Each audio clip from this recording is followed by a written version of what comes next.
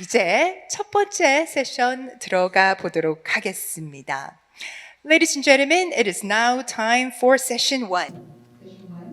Under 이제 세션 1을 시작하도록 하겠습니다. Green in Food라는 주제로 첫 번째 세션에 조상우 센터장님을 모셔보도록 하겠습니다. 풀무원 R&D 센터의 센터장이십니다.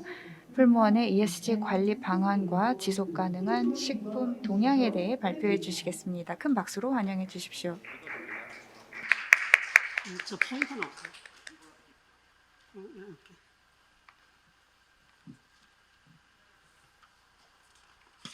네, 안녕하세요. 제가 백신을 맞았기 때문에 전달을 갖다 좀 잘하기 위해서 마스크를 좀 벗겼습니다. 최근 지구 온난화로 인해 가지고 탄소 중립이 굉장히 중요한 화두로 되고 있는 이 시점에 국가 시범 클러스터에서 이러한 시의적절한 심포지움, 인터내셔널 심포지움을 가지게 된 것에 대해서 상당히 즐겁게 생각하고 이 자리에 토크를 갖다 할 수 있는 기회를 주셔서 대단히 감사합니다. 오늘 제가 말씀드릴 거는 ESG 경영을 갖다 우리가 어떻게 해왔고, 그 다음에 식품산업에서 이 ESG 경영이 어떻게 디보션을 갖다 할 수 있는지 거기에 관해서 오늘 간단하게 발표를 드리겠습니다. ESG 경영이라는 거는 최근에 굉장히 화두가 많이 되고 있죠. 그런데 우리가 ESG 경영이 어떤 중요성을 갖다 가지냐 하면은 이제는 전통적인 기업과 같이 기업의 이윤만 추구를 갖다 하는 기업이 더 이상 지속 가능하지 않다. 이러한 시점에서 여러 가지 움직임들이 일어나고 이것이 최근 ESG 경영이 주목받는 이유라고 할 수가 있습니다. ESG라는 거는 Environmental, Society and Governance, 이 세 가지의 약자를 갖다가 얘기를 갖다가 하고 있고, 이거는 어떻게 돈을 버느냐 이 문제뿐만 아니라 어떤 방법으로 이제 불을 있고, 그 다음에 품질과 서비스에 대해서 지속 가능하게 이 사회에 어떻게 기여를 갖다 할 수 있느냐, 이러한 문제까지도 생각을 갖다 하는 그런 경영 철학이라고 할 수가 있겠습니다. 그런데 이 ESG 경영이 최근 주목받는 이유는 말씀드린 바와 같이 우리가 어떤 식으로 돈을 버느냐는 것보다 어떻게 이 사회에 기여할 수 있느냐, 이러한 점들이 중요하게 되는데, 특히 최근 젊은 MZ 세대 같은 경우에도 어떤 이러한 사회 공헌, 올바른 기업, 신뢰할 수 있는 기업, 이런 데에 대한 어떤 신뢰가 점점 커지고 기업은 거기에 맞춰서 행동하지 않을 수가 없게 되었습니다. 아울러서 우리가 글로벌 큰 투자자들, 이런 예를 들어 가지고 세계 최대 투자자인 블랙록사 같은 경우에도 환경과 가치를 중시하는 기업을 중심으로 이제 투자를 갖다 하겠다, 이런 선을 갖다가 하고 있습니다. 그래서 이제 ESG 정보 공개는 더 이상 기업이 선택할 수 있는 문제가 아니라 필수적인 어떤 사항이 됐다는 거죠. 그래서 모건 스탠리, 다우존스 혹은 이런 어떤 여러 세계 투자자들한테 정보를 제공하는 회사들에서도 이제 전 세계 주요 기업들이 ESG 경영을 얼마나 하고 있느냐, 이러한 것들을 발표를 갖다가 하겠다고 하고 있고, 우리나라도 2030년이 되면은 ESG 정보 공시를 의무화하겠다, 이런 식으로 얘기를 갖다 하고 있습니다. 그러면은 과연 ESG 경영이 어떻게 해서 기업한테 가치를 갖다 줄 수 있느냐, 이러한 데 대한 의문이 이제 들 수가 있는데, 한국 경제라든지 여러 가지 이제 조사 결과를 갖다 보면은 ESG 경영이 기업들과 소비자들한테 도움을 줄 수 있다라는 그러한 사실들이 많이 발표가 되고 있습니다. 그래서 이제 이렇게 ESG 경영을 하게 되면은 지속 가능한 어떤 비재무적인 지표에다가 기업들이 투자를 하면은 소비자들이 그것을 알아주고, 소비자들이 많아지면은 투자자들이 거기에 들러붙고, 투자자들이 들러붙게 되면은 기업은 지속적인 성장을 할 수 있는 이런 선순환 구조를 갖다가 가질 수 있게 됩니다. 그래서 기업은 점점 더 지속 가능한 미래지향적인 기업으로서 살아갈 수가 있게 되겠습니다. 그래서 ESG란 그러면은 구체적으로 어떤 활동을 갖다 하는 게 ESG인가, 이런 의문이 들게 되는데, environmental 그러면은 환경 보존을 하자. 우리가 뭐 뒤에서도 말씀드리게 되겠지만 지구가 산업 혁명 이후로 인구도 많아졌지만 정말 지구가 온도가 많이 올라가고 있다. 이러한 여러 가지 연구 결과들이 반영이 되고 있는데 우리가 이런 온도가 올라가는 원인이 이산화탄소 발생량이 많아지기 때문에 그걸 갖다가 컨트롤해야 된다. 뭐 여기에 와 있기 때문에 우리가 어떻게 하면 환경을 좀 더 보다 산업사회 이전 쪽으로 돌릴 수 있을까, 이런 것들에 대한 여러 가지 기술적인 그 다음에 우리의 노력들을 갖다 지금 많이 하고 있게 되는 거고요. 그 다음에 우리가 이제 산업 혁명 시대를 지나고 디지털 시대를 거치면서 굉장히 사회가 빨라진 것 같아요. 그러다 보니까 한편에서는 인류가 성장과 발전을 하고 있는 것 같지만은 다른 한편에는 우리가 모르는 사이에 인권이 유린이 된다든지 어떤 빈익빈 부익부, 소외계층 이런 것들을 이제는 생각을 해야 되지 않느냐, 이런 것들이고요. 그 다음에 기업의 지배 구조도 법과 윤리를 지키는 뭐 이러한 점을 우리가 중요시하자라는 것이 ESG 경영 철학이라고 할 수가 있습니다. 그 다음에 이제 저희들이 풀무원은 그럼 ESG 경영을 어떻게 해왔나에 대해서 간단하게 소개를 드리도록 하겠습니다. 저희들은 뭐 1984년에 창사를 갖다 한 이래로 창사 시점에 이미 유기농의 정신에 근간을 해서 사람과 자연의 지속 가능성, 이 자체를 갖다 모태로 해서 탄생한 기업이라고 할 수 있습니다. 그래서 기업의 미션 자체를 갖다가 사람과 자연을 함께 사랑하는 로아스 기업, 이렇게 저희들이 정의를 갖다 하고 있고, 이미 2017년도에 선도적인 ESG 위원회를 갖다가 설치를 하고 지속적인 노력을 해온 결과 작년까지 저희들이 한국기업지배구조원으로부터 4년 연속 A+ 등급의 ESG 평가를 갖다 받고 있습니다. 풀무는 저희들은 뭐 환경과 사회, 지배구조 이 세 가지 영역에 대해서 균형감 있게 어느 한쪽에 치우치지 않고 저희들이 ESG 경영에 반영을 하려고 노력을 하고 있습니다. 조금 더 구체적으로서는 환경 부분에 있어서는 특히 뭐 플라스틱 사용량 저감이 모든 조금 전에 기조 연설에서도 말씀하셨지만은 모든 정말 중요한 문제라고 생각합니다.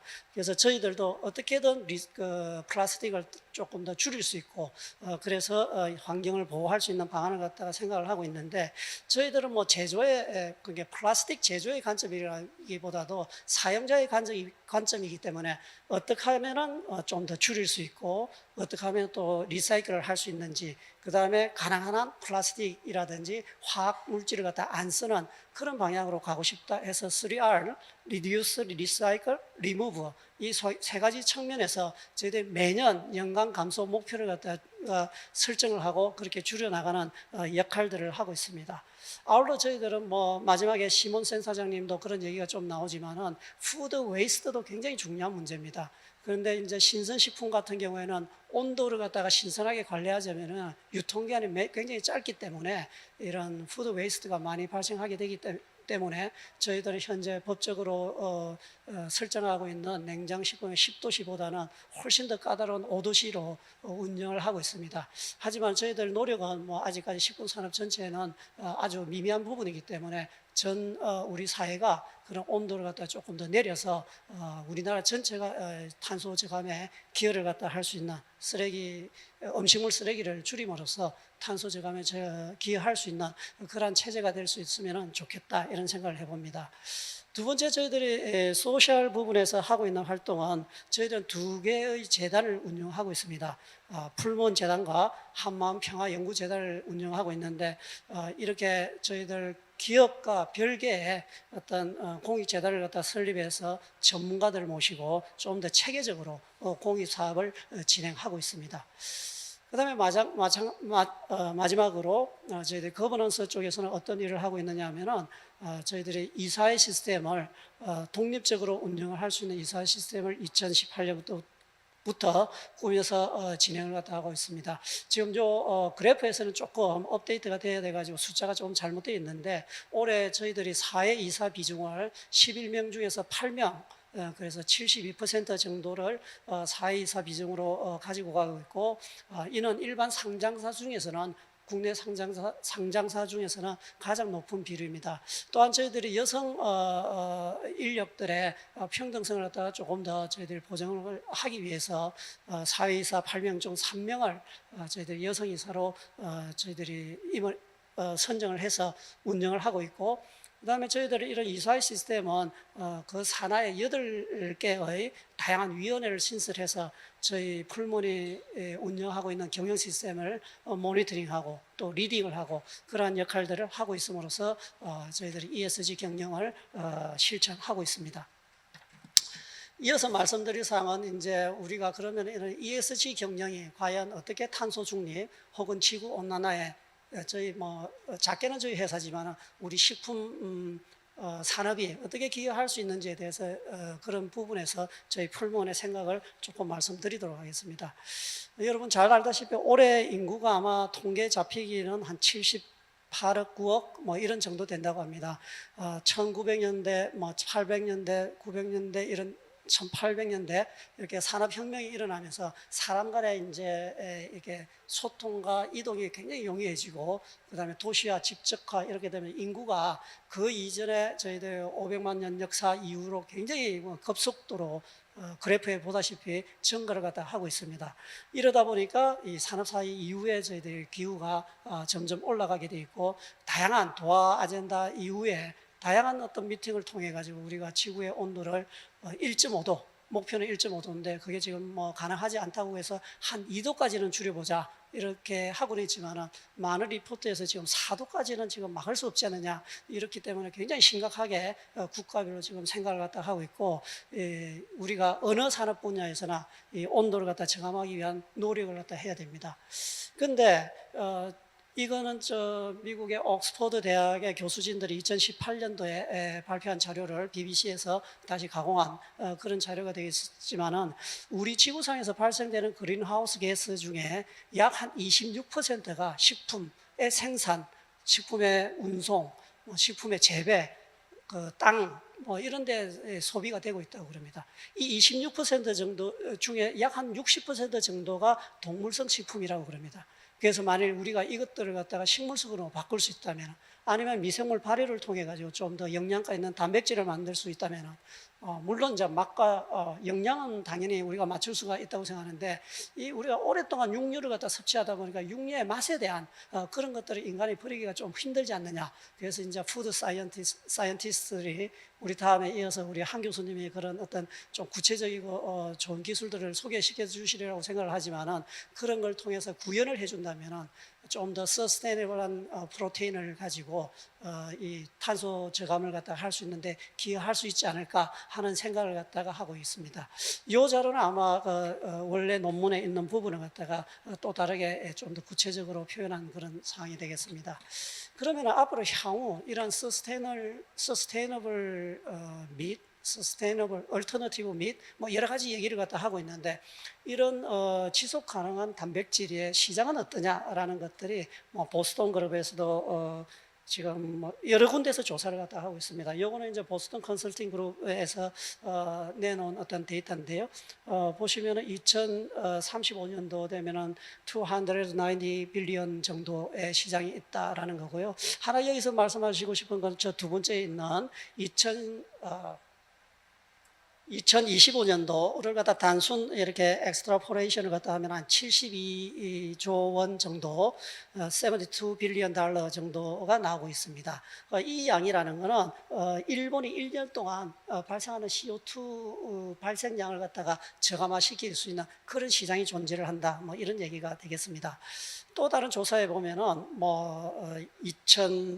2030년도 보면은 여기에 이제 전체 육류 시장이 1,400조 원 가량이 되는데, 이 중에서 이제 얼터너티브 미 시장이 약 한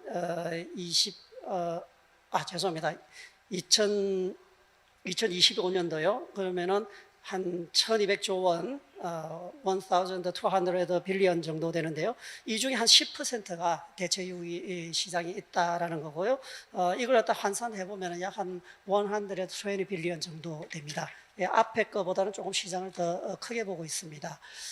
근데 지지난달인가요? IFT의 푸드 테크놀로지의 이제 우리의 미래 시장 트렌드, 탑 10 트렌드 중에 그 중에 하나가 이제 플랜트 베이스드 푸드 뭐 이런 쪽입니다. 여기에서 얘기하고 있는 시장들, 예를 들어 얼터너티브 미트이라든지 얼터너티브 데어리 혹은 시푸드 혹은 에그 얼터너티브 뭐 이런 것들 다 합치면은 한 2024년도에 이제 7 빌리언 정도 됩니다.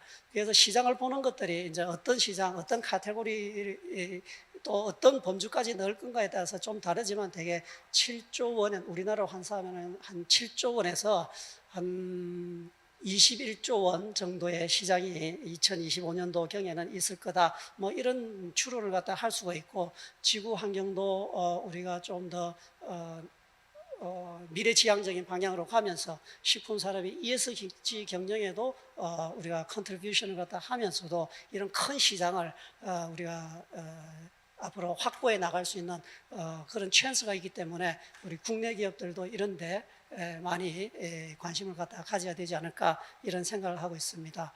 이후에는 이제 글로벌 국내외 기업들의 이런 어떤 지금 개발되고 있거나 혹은 시장에 나와 있는 것들을 갖다 간단하게 제가 인터넷을 통해서 조사한 거고 이러한 것들은 대부분 자료로서 여러분들이 이미 알고 있거나 아니면 자료를 찾아서 조금 더 볼 수가 있기 때문에 제가 구체적으로는 설명을 안 드리겠습니다. 그래서 이제 플랜트 베이스드 미 쪽으로 이제 가장 유명하고 가장 시장이 크다고 생각되는 비욘드 밋, 우리나라에서는 동원에서 지금 같이 협력해서 판매가 되고 있죠. 그 다음에 이 플랜트 밋이 가장 결정적인 게 뭐냐면 피맛이 안 난다 뭐 이런 건데요. 흰 프로테인을 갖다 발효를 통해서 지금 얻어서 나온 임파서블 푸드 이것들을 이제 여러분들 미국에 가시면 버거 같은 걸 통해서 많이 섭취를 할 수가 있습니다.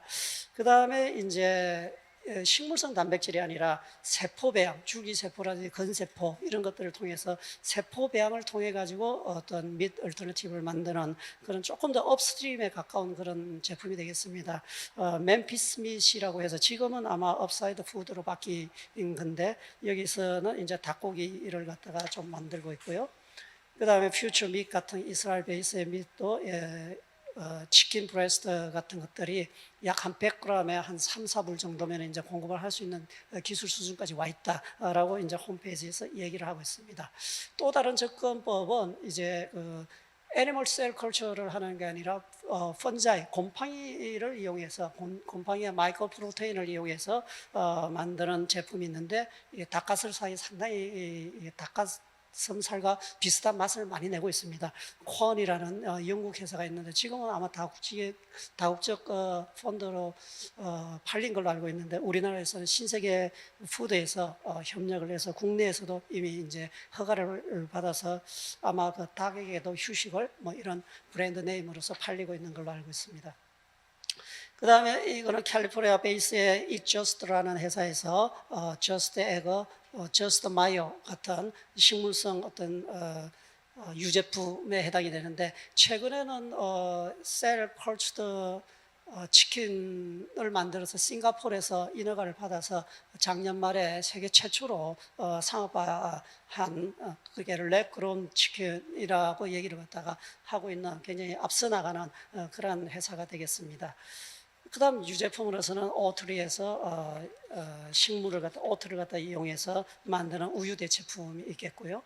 그 다음에 다른 유제품으로서는 파인드라는 이것도 곰팡이에서 추출한 단백질을 이용한 그런 유제품으로서 아이스크림 같은 그런 제품을 만들고 있습니다. 그 다음 카테고리는 이제 해산물이 되겠죠. 시푸드인데 우리 뭐 다국적 넘버원 식품 회사인 네슬레에서 베나라는 참치, 냉장 참치 제품을 식물성 단백질로서 만들어서 출시를 갖다 하고 있고 지금도 이런 부분을 갖다 더 늘리려고 노력을 하고 있습니다. 그 다음에 캘리포니아 샌디에고 지역에 블루나루라고 해서 하와이안이 스타트업을 해서 만든 회사로서 여기에서는 마이마이라는 이제 미국에서 가장 많이 섭취하는 어종을 셀 컬처드 통해서 올 연말쯤 아마 미국 FDA에서 인허가를 받는 계획으로 진행을 하고 있고, 저희들이 이 회사와 함께 기술 협력을 좀 하고 있습니다. 마찬가지로 시푸드 쪽에는 핀리스가 가장 처음 시작을 했는데, 여기에서 상업화를 위해서 박차를 가고 있습니다. 시푸드 중에서는 이렇게 셀컬처도 뭐 이런 쪽이 아니라 역시 마찬가지로 식물성 소재를 이용해서 또 피쉬를 갖다가 대체하려고 하는 그런 노력도 있는데, 오션 허거 푸드 같은 경우에는 토마토를 이용해서 참치 서시를 만든다든지, 아니면 가지를 이용해서 이제 장어 서시 뭐 이런 것들을 또 만들고 있고요. 게더드 푸드도 이제 플랜트 베이스드 시푸드를 만들고 있습니다. 또 재미있는 게 클라라 푸드 같은 경우에는요, 이스트 바리오를 통해 가지고 여러 가지 싱글 셀 프로테인으로 추출이 되는데, 단백 소재를 만들어서 에그 알부민을 대체를 한다든지, 그래서 식물성 에그라든지 아니면은 미트 플레이버 이런 것들을 갖다 부여하는 그런 제품들을 만들고 있고요. 국내에는 저희 풀무원이 이제 아까 말씀도 드렸지만은 이제 낙농업계에서 나오는 이제 탄소 배출량 온실가스가 한 14.5% 정도 된다라는 통계도 있고, 그래서 만일 저희들이 베지테리안 식단을 한다면은 이런 온실가스를 갖다 3분의 2 정도는 저감을 할 수 있을 거다. 그래서 저희들은 뭐 두부를 이미 이거는 뭐 밑이라고 할 수 없고 전통 식물성 단백질이지만은 여기에서 한 걸음 더 나가서 저희들 두부면 같은 걸 갖다가 작년에 출시를 해서 이미 상당히 호응을 갖다 받고 있는 상태고요. 그다음에 식물성 유제품을 쓰지 않는 식물성 요거트라든지 저희 다농을 통해서 제품 개발을 하고 있고, 라면에도 저희들이 12가지 야채만을 갖다 이용해서 이렇게 맛있는 어떤 HMR 제품이라고 할 수 있겠죠. 뭐 그런 제품들이라든지, 김치 같은 경우에도 저희들 젓갈 대체해서 깊은 맛을 내면서도 우리의 제품을 갖다가 베지테리안 식품으로서 만드는 그런 노력을 하고 있습니다.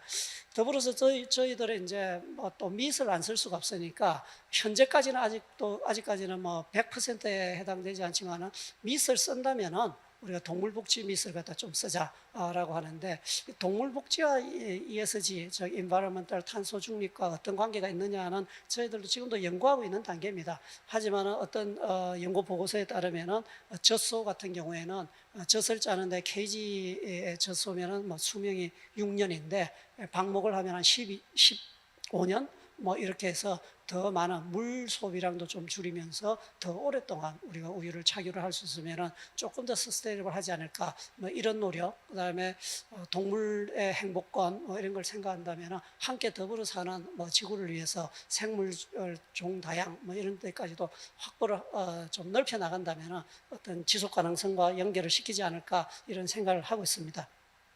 그 외에도 롯데푸드 같은 경우에는 19년에 이미 제로미트 배지를 해서 지금은 제로미트라는 브랜드로 이제 변경을 해서 활동을 활발하게 제품화를 하고 있고요. 그다음에 농심그룹의 태경 농산이라는 데는 그동안 쭉 식품 원자재를 만드는 노하우를 갖다 바탕으로 해서 베지가든이라는 식물 단백질 소재뿐만 아니라 완제품까지도 지금 출시를 해서 활동을 하고 있습니다. 그다음에 저희 스타트업으로서는 뭐 지구인 컴퍼니 이쪽이 있는데, 여기 같은 경우는 상당히 우리가 농산물을 파다 보면은 조금 뭐 이게 더 외품이라고 좀 못생긴 부분이라든지 좀 벌레가 먹어서 상품성이 없는 것들, 이게 다 버려지면 음식물 쓰레기거든요. UN 보고서에 따르면 약 40% 정도가 농작물 수확하는 과정 중에서 웨이스트로 발생이 됩니다. 그러한 부분들을 어떻게든 상품화 시키면 이거는 농산물 쓰레기를 저감을 하면 탄소 저감이 될 수가 있는 거죠. 마찬가지로 이제 더 플래닛이라고 해서 서울대 스타트업 쪽으로 해서 순식물성 대체 단백 뭐 이런 걸로 시리얼 제품들을 가지고 계속 지속 제품을 개발하고 있고요. 그 외에도 저희들은 뭐 우리나라는 두부 제품을 비롯한 콩 음식을 즐겨 먹기 때문에 단백 소스로서 콩 단백을 갖다 많이 먹었기 때문에 여러 중소기업들이 많이 있습니다. 비건팜이라든지 바이오믹스, 디보션 푸드, 그 다음에 베지푸드라고 우리나라에서 아마 콩불고기, 베지테리안 식당에 가면 많이 나오는 아마 원조 아닐까 저는 그렇게 생각하고요. 제가 그리고 나머지 또 소이마루도 오랫동안 콩 단백 단백을 이용한 그 반찬류 개발 뭐 이런 데 오랫동안 해오고 있는 걸로 알고 있습니다. 그다음에 우리나라의 뭐 자연스러운 뭐 식품 기업인 CJ 제일제당 같은 경우에는요. 그 제일제당의 발효 기술이 굉장히 오래되고 뭐 굉장히 좋습니다. 그래서 이제 여러 가지 단백질을 갖다 발효를 통해서 만들지만은 최근에는 시스테인이라고 해서 굉장히 고품질의 단백질이 있고 부가가치가 굉장히 높은 걸로 알고 있습니다. 이것이 이제 고기 플레이버 아주 그 지미를 내는데 굉장히 중요한 건데 이것들을 갖다 예전에는 뭐 말털 있잖아요. 우리 털에 시스테인이 많습니다. 그래서 그 시스테인은 이제 황결합을 이용해서 파마 뭐 이게 붙이고 하는 것도 파마도 그런 시스테인이라는 아미노산 때문에 이제 만드는 그런 건데요. 이런 그 털에서 뽑던 걸 갖다가 이제 그 식물성 어떤 원료에서 전기분해로 만드는 걸 드디어 이제 발효를 통해서 대량 생산을 할 수 있습니다. 이런 것들은 아주 원천적인 소재 산업으로서 상당히 R&D가 많이 들어가는 그런 부분인데 일단 R&D를 통해서 성공을 하면은 글로벌 원료 시장을 갖다가 장악해 나갈 수 있기 때문에 상당히 높은 수준의 기술이 아닌가 그렇게 생각합니다. 그 외에도 우리나라에도 이런 다운스트림에 대한 어떤 대체 단백질뿐만 아니라 업스트림에 해당되는 셀 컬처도 혹은 셀 컬처를 이용한 조직 배양, 조직 구조 이런 데에 대한 스타트업들도 많이 있습니다. 다나그린의 김기우 대표님 같은 경우에는 우리가 셀 컬처를 갖다 하더라도 이걸 갖다가 서스펜션 컬처를 통해서 대량 생산을 한다 하더라도 결국은 조직을 우리가 먹는 고기 형태의 조직을 만들어야 되는데 그거를 갖다 식품 원료로 만들어야 되는 그렇게 세포 배양을 갖다가 이렇게 촉진을 하면서도 그다음에 우리 식품으로 먹을 수 있는 안전한 소재 그런 것들을 갖다 개발하는 그런 스타트업이 있고요. 그다음에 전남대학교와 이대목동병원을 통해 가지고 이제 그 줄기세포 연구를 많이 하시는 분들이 모여가지고 2019년도에 스타트업으로 발족을 하고 있는데 이 박길준 대표님 같은 경우에는 그 덩어리 고기 이런 걸 갖다가 세포 배양을 통해서 만들고 하는 것을 궁극적인 목표로 가지고 지금 연구 개발을 하고 있고요. 그 다음에 이제 그 영남대학교에 최인호 교수님이 계시는데 이분은 이제 우리가 셀 컬처를 하다 보면은 상당히 그 오염이라든지 아니면은 그 세포의 정식을 갖다가 안정화시키는 이런 굉장히 노하우가 많이 필요한데 그런 것들의 원료가 대부분 다 우리가 사오고 있습니다. 이런 것들이 산업화되면은 우리가 해외 의존도가 너무 높기 때문에 이러한 원료를 갖다 국산화시키는 그런 연구를 갖다 많이 하고 있고요. 그다음에 제가 여기는 좀 넣지는 못했지만 이화여자대학교의 이진규 교수님 같은 경우에는 3D 프린터를 이용해 가지고 이제 예를 들어 가지고 식물성 단백질이나 아니면 셀 컬처를 이용한 어떤 여러 가지 단백질을 실처럼 꼬아서 그런 실을 직조를 해서 3D 디멘셔널 스트럭처를 스캐폴드를 갖다 만들어서 우리가 조직감 있는 어떤 세포 배양육 이런 것들을 만들어 나가는 그런 연구들을 하고 있는 걸로 알고 있습니다. 이것으로 제 발표는 마치도록 하겠습니다. 감사합니다.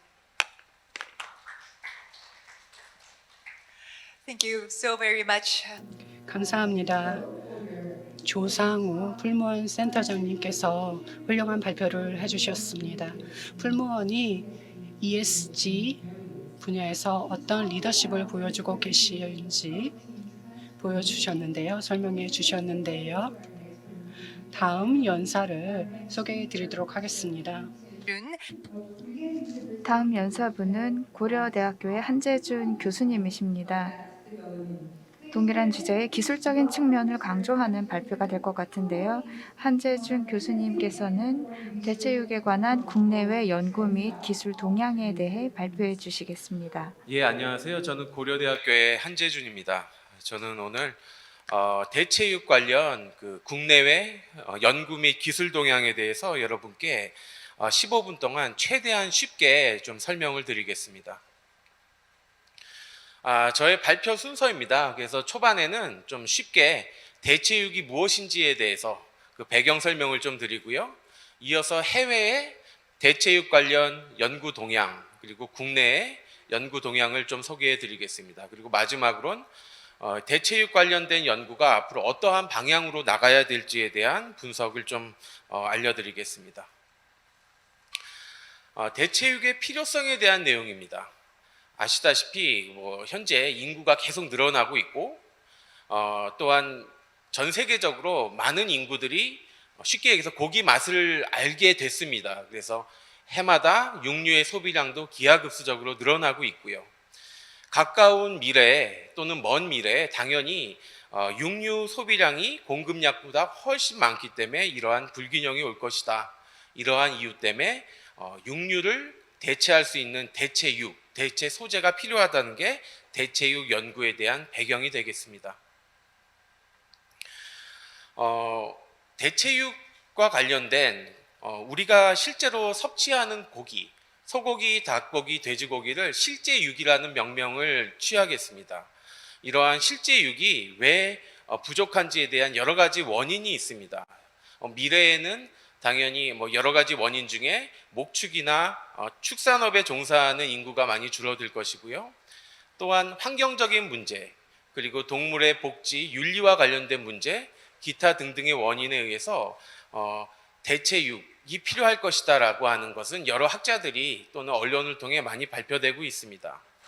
자, 오른쪽에 있는 그림은 앞서도 잠깐 나왔던 그림인데요. 유엔에서 발표한 어떠한 보고서를 봤더니 약 2025년, 약 5년 후에는 우리가 알고 있는 대체육이 실제육의 약 10%까지 그 시장이 올라갈 것이다. 그리고 2040년에는 아마도 실제육과 대체육 시장이 1대1, 거의 반반을 차지할 것이다. 이러한 예측이 있습니다. 대체육에 대한 정의를 말씀드리면 소고기, 닭고기, 돼지고기 이러한 실제육을 다른 원료로 대체하는 식품을 대체육이라고 볼 수 있겠습니다. 대체육은 크게 두 가지로 그 카테고리를 나눌 수 있는데요. 식물을 기반으로 하는 식물성 대체육 제품이 있고요. 반면에 셀컬처를 통해서 세포를 배양해서 얻는 배양육이 있습니다. 식물성 대체육은 말 그대로 식물로부터 어떠한 단백질 소재를 얻는 것입니다. 그리고 그것을 기계적인 어떠한 장치를 이용해서 실제육과 비슷한 또는 유사한 조직감과 맛, 향을 집어넣어 제품을 만드는 게 식물성 대체육입니다. 반면에 배양육은 동물 세포를 취해서 이것을 체외 배양을 하여 얻는 것입니다. 조금 더 쉽게 설명을 드리면 우리가 동물로부터 조직세포를 얻습니다. 그 다음에 그 조직세포로부터 줄기세포를 분리해서 배양을 합니다. 그래서 이 배양된 조직에서 나온 줄기세포가 근섬유, 근육세포가 되도록 분화를 촉진시키고 유도함으로써 얻는 게 배양육입니다. 여기에 착색 과정과 지방을 혼입하는 과정을 거쳐서 최종 제품이 만들어지는 게 컬처드 및 배양육이 되겠습니다.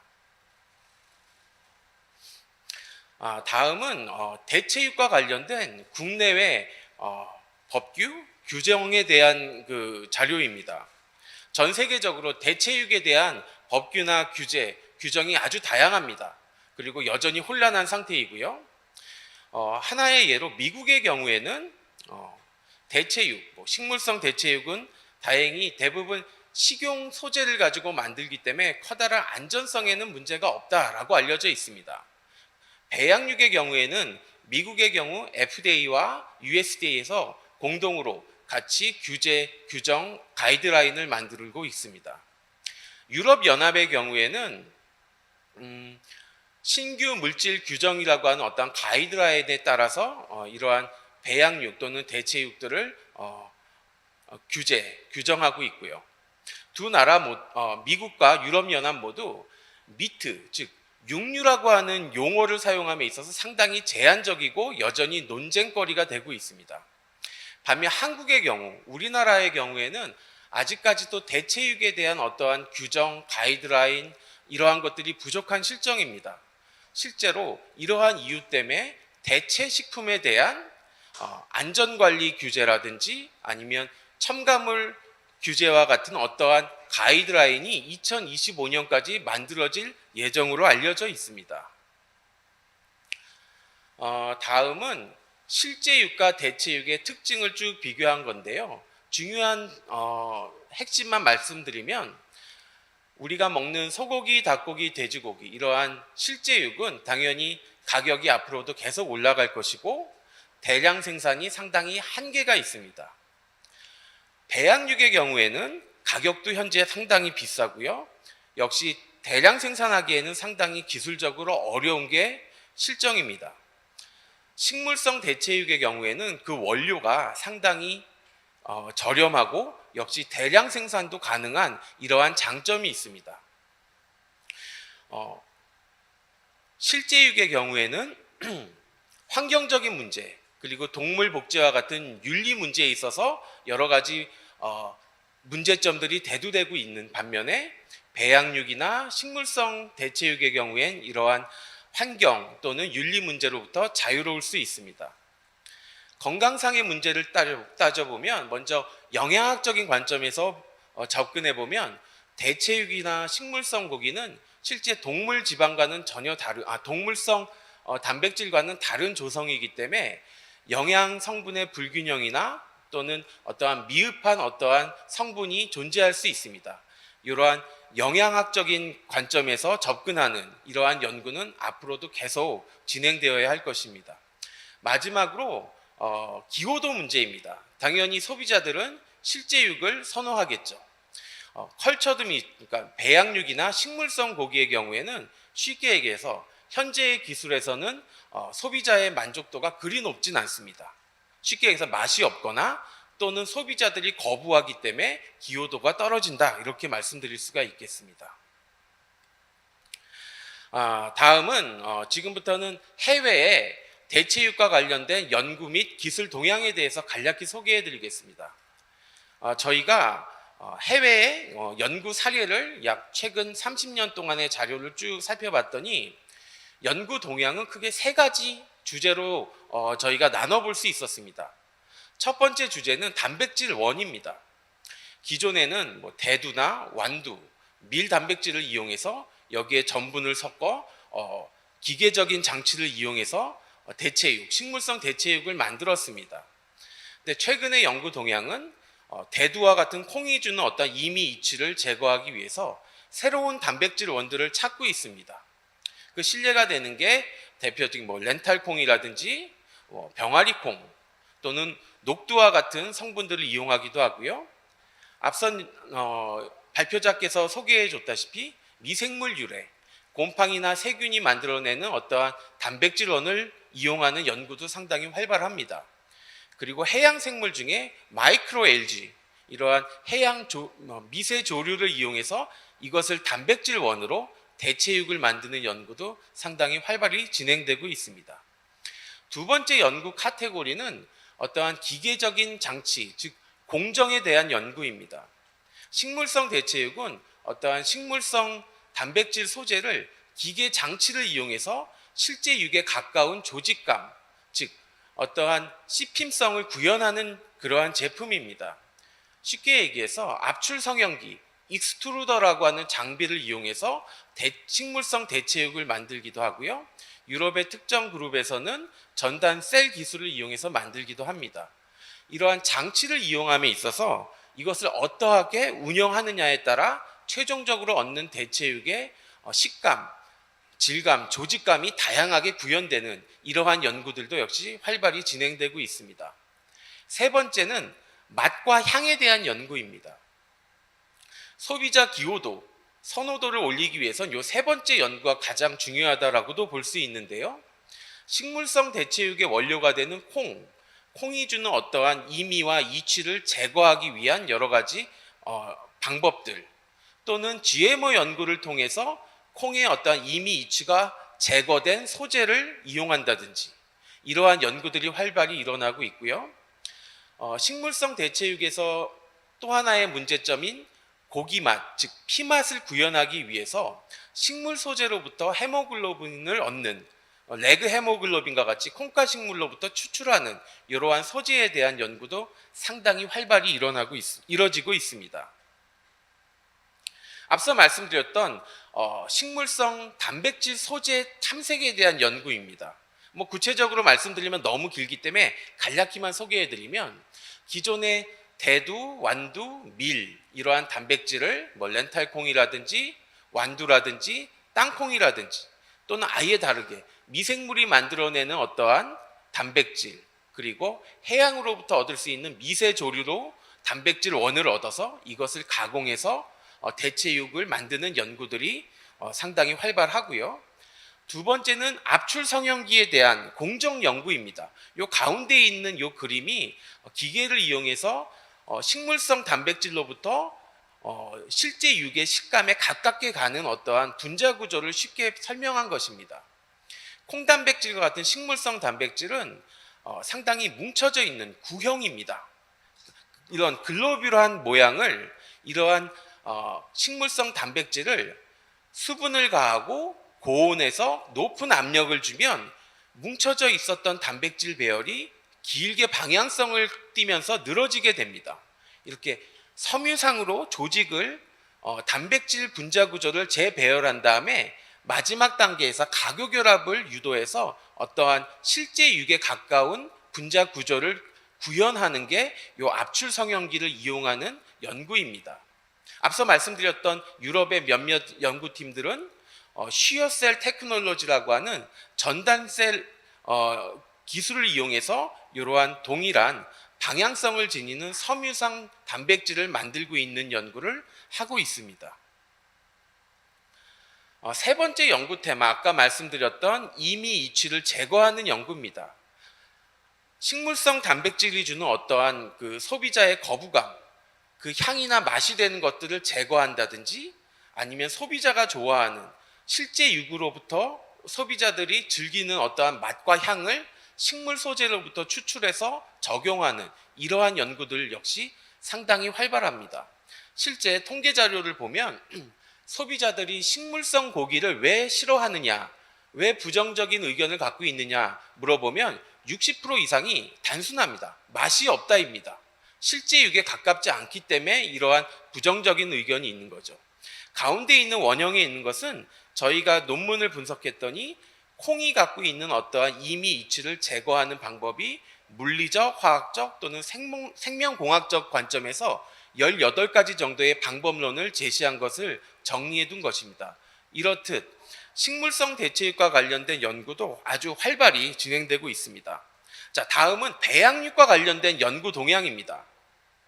이것도 역시 3가지 또는 4가지로 그 연구 테마를 정리할 수 있는데, 첫 번째는 세포와 관련된 연구입니다.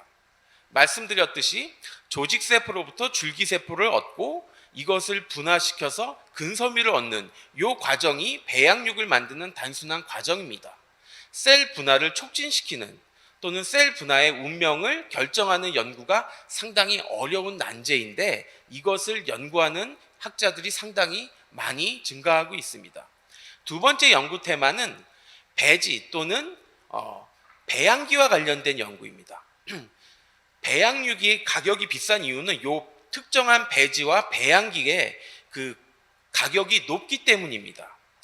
세포를 배양하기 위해서 필요한 어떤 영양 성분, 그리고 특정한 환경에서 세포가 죽지 않고 원하는 방향으로 계속 배양되고 분화되도록 유도하는 세포 배양기와 관련된 연구도 역시 상당히 중요하고 활발히 진행 중입니다. 마지막으로는 지지체와 관련된 연구입니다. 이렇게 우리가 얻는 근섬유가 우리가 식품을 얻기 위해서 어떠한 덩어리 또는 형태, 구조를 띄어야지 우리가 만족하는 어떠한 식감이나 형태를 얻을 수 있습니다. 세포를 붙여서 자라게 하는 어떤 운동장 역할을 하는 게 스카폴드, 지지체입니다. 이 지지체를 어떠한 3차원적인 또는 고차원적인 구조를 만든다면 우리가 원하는 어떠한 형태나 식감의 배양육도 만들 수 있을 것입니다. 앞서 제가 말씀드렸던 식물성 대체육을 만드는 기술 중에 익스트루더라든지 아니면 전단셀 기술이라든지 3D 프린팅 기술을 이용한다면 보다 다양한 모양과 다양한 물성을 지닌 지지체를 만들 수 있을 것입니다. 이러한 연구도 상당히 핫토픽에 해당합니다. 자, 앞서 말씀드렸던 이러한 것들은 해외의 경우이고 국내의 경우는 간단히 말씀드리면 국내에서의 식물성 대체육과 배양육의 그 연구 동향은 사실은 해외에 비해서 많이 처져 있는 게 실정입니다. 하지만 그 연구자들의 숫자도 현재는 상당히 적지만 앞으로 많은 연구자들이 식물성 대체육과 배양육 연구에 시간과 노력을 투자할 것으로 그렇게 기대를 하고 있습니다. 시간이 이제 거의 됐기 때문에 제가 마무리를 하겠습니다. 그렇다면 앞으로 이러한 식물성 대체육과 배양육이 어느 방향으로 가야 되느냐? 앞서 말씀드렸던 해외의 연구 사례, 그 다음에 해외의 연구자들이 노력을 쏟고 있는 그러한 주제들에 발맞춰서 국내에서도 많은 연구자들이 식물성 대체육과 배양육 연구에 많은 노력을 기울여야 되지 않을까. 그리고 국가에서도 또는 기업체에서도 이러한 연구의 필요성에 좀 동참을 하고 많은 투자를 해주셨으면 하는 게 식물성 대체육을 연구하고 있는 저와 같은 연구자 입장에서 요청을 드리는 바입니다. 제 발표는 여기에서 마무리를 하겠습니다. 감사합니다. Thank you so very much. 네, 한재준 교수님 훌륭한 발표 감사합니다. 저희 눈을 뜨게 하는 그런 발표였던 것 같습니다. 무대에 계속 남아주시기 바랍니다. Q&A를 진행하도록 하겠습니다. 또 조상우 센터장님도 무대로 오셔서 Q&A를 진행해 주시면 되겠습니다. 그럼 먼저 질문을 받도록 하겠습니다.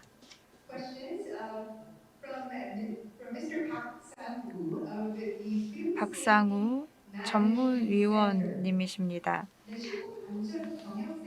박상우 전무위원님 연결돼 계십니까?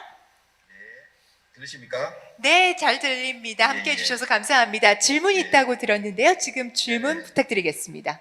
예, 설명 잘 들었습니다. 예, 저 한재준 교수님한테 여쭤보려고 하는데요. 네.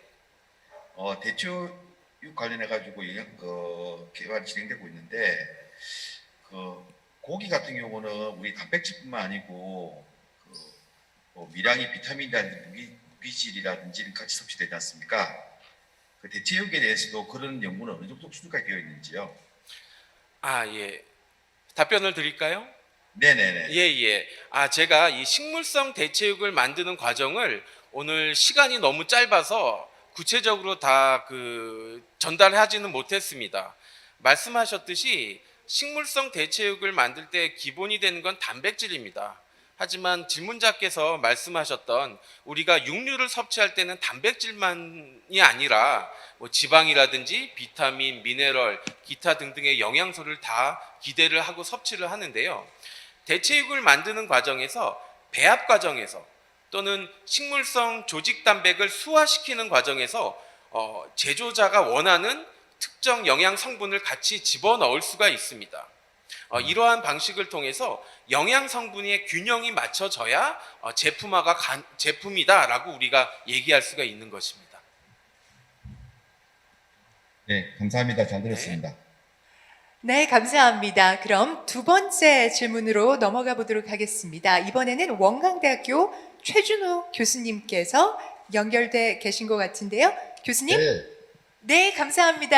함께 해주셨는데요. 자, 질문 있으시다고 들었습니다. 잘 들리세요? 네, 잘 들립니다. 들리시나요? 네. 네, 질문 여기- 부탁드리겠습니다. ESG 경영하고 관련돼서 풀무원의 노력과 그다음에 식품 산업에서 다양한 사례에 대한 강연을 잘 들었습니다. 실제 식품 산업 자체가 기존에 우리가 알고 있는 반도체나 자동차 산업보다도 훨씬 큰 시장을 갖고 있어서 이 ESG 경영이 확산된다는 건 좋은 의미가 있는 것 같아요. 근데 요즘에 코로나로 인해서 비대면 상황에서 온라인 시장하고 HMR, 즉석식품 같은 시장이 급격하게 증가하고 있거든요. 근데 여기에 따른 식품의 안전성 역시 중요한 이슈가 된다고 생각을 해요. 그러면 과연 이 산업체 입장에서 ESG 경영이 식품 산업에서 식품의 안정성을 포함해서 어떻게 기여할 수 있는가에 대해서 좀 말씀해 주셨으면 좋겠습니다. 네, 최 교수님 좋은 질문 감사드립니다. 아까 제가 발표 때도 잠깐 언급을 갖다가 한 것 같기는 한데요. 식품 산업이 지구 탄소 중립화에 100%를 다 할 수 있는 건 아니고 우리가 할 수 있는 역할을 갖다 다 하면 된다고 생각하고요. 그런 테크놀로지는 아까 우리 한 교수님이 말씀해 주셨다시피 여러 방향에서 접근을 갖다 할 수가 있을 것 같습니다. 그런데 이제 제가 한 가지 말씀드리고 싶은 거는 탄소를 갖다 저감화하기 위해서 유엔에서 노력을 갖다 하는 것 중에 하나가 또 유엔의 서스테이너빌리티에서 추구하는 것 중에 하나가 음식물 쓰레기를 갖다 줄이자 이런 겁니다. 그래서 아마 선진국에서 주로 이제 그 저개발 국가 같은 경우에는 작물을 생산을 해서 그걸 가공하는 데 있어서의 푸드 웨이스트가 굉장히 많이 발생하는데 반해서 우리나라와 같이 이제 선진국으로 가면은 식품의 소비하는 단계에서 유통기한을 갖다 넘긴다든지 이렇게 해서 버려지는 쓰레기 웨이스트, 식품 쓰레기 이런 것들이 많습니다. 그래서 이런 신선식품들 아마 여러분들도 냉장고에 유통기한이 지났으니까 버린다 뭐 이런 것들이 많으리라고 저는 생각을 갖다 하고 있는데요. 지금 국가에서는 유통기한을 이제 소비기한으로 이제 좀 바꿔서 조금 더 이제 식품을 안전하게 먹을 수 있는 그런 노력을 갖다 지금 하고 있고, 그 다음에 무엇보다 중요한 거는 우리가 지금 냉장식품들의 저장 온도를 갖다가 10도씨로 규제를 갖다 하고 있는데요. 이러한 그 냉장 온도의 기준을 5도씨로 낮춤으로써 이제 가장 뭐 식중독 사고가 많이 나는 식중독 균인 살모넬라 균이라든지 이런 것들의 생육도 저지를 갖다가 하고 그래서 사회적인 안전도도 높이면서 음식물 쓰레기도 줄이고 그렇게 하면은 이제 소사이어티 부분의 안전도 그다음에 음식물 쓰레기를 갖다 줄임으로써 우리가 기여할 수 있는 어떤 탄소 저감 이런 부분에서 식품 산업이 기여를 갖다 할 수 있지 않을까 이런 생각을 하고 있고요. 그래서 이제 그 냉장 온도의 강화 이런 부분에 우리 국민과 정부가 함께 힘을 모아 나가야 되지 않을까 이런 생각을 하고 있습니다. 네. 혹시 대답이 되셨나요? 네, 감사합니다. 감사합니다. Well, I guess this is a beauty of live conference. 네, 라이브 컨퍼런스의 묘미가 이런 것이 아닐까 싶습니다. 조상우 센터장님, 한재준 교수님, 감사합니다. 이렇게 첫 번째 세션을 마무리하도록 하겠습니다.